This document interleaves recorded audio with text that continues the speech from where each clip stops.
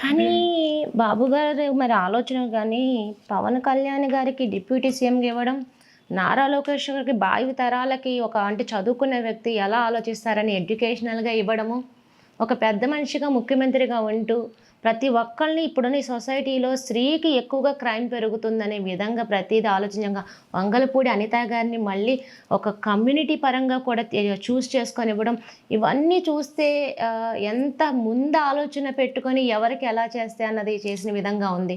పరిపాలన కూడా అలాగే ఉంటదా? 40 ఏళ్ల అనుభవం. ఎక్కడైనా ఒక రాంగ్ మాట ఆయన నోట్లోంచో మనం అన్‌పార్లమెంటరీ లాంగ్వేజ్ ఎప్పుడైనా విన్నామా? లేదు. మరి ఒక తండ్రి ఏ బిడ్డలో కూతురా, కొడుకా లేకపోతే ఎవరిలో ఏ టాలెంట్ ఉందో దాని ప్రకారంగా వాళ్ళకి బాధ్యతలు చెప్పి వాళ్ళని ఎదిగేటట్టు చేస్తారు. అదంతా ఆయన కరెక్ట్గా చేస్తున్నారు. ఎవరిని ఏ దేంట్లో ఉంచితే వాళ్ళు రాణిస్తారో రాష్ట్రానికి మేలు జరుగుద్ది. ఆయన నిద్రపోయే 6 గంటల్లో కూడా స్వర్ణ ఆంధ్రప్రదేశ్, ఆనంద ఆంధ్రప్రదేశ్, ఆరోగ్య ఆంధ్రప్రదేశ్, సంపన్న ఆంధ్రప్రదేశ్, స్వచ్ఛ ఆంధ్రప్రదేశ్ దిశగానే ఆయన ఆలోచనలు కళ్ళు నడుస్తూ ఉంటాయి.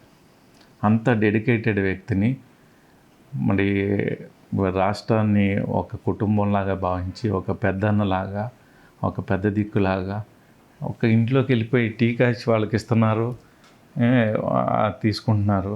మరి 9,000 మంది సెక్యూరిటీని పెట్టుకుని అసలు ఎవరిని నమ్మకుండా ప్రజల మధ్య రాకుండా ఉన్నవాడు మనకు కావాలా?